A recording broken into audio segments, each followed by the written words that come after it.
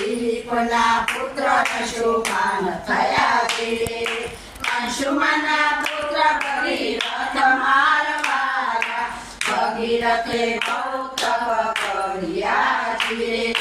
બ્રહ્માજી પ્રસન્ન થાય મારવાલા માગો ભગીરથ જ્ઞાન ધીરે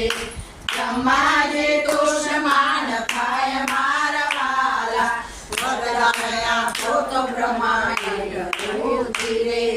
ગંગાજીને પુત્ર વિમલાઓ મારવાલા બ્રહ્માજીએ વરદાન આપ્યા ધીરે શિવે આરોધો તલવાર મારવાલા પ્રતિવગ્ને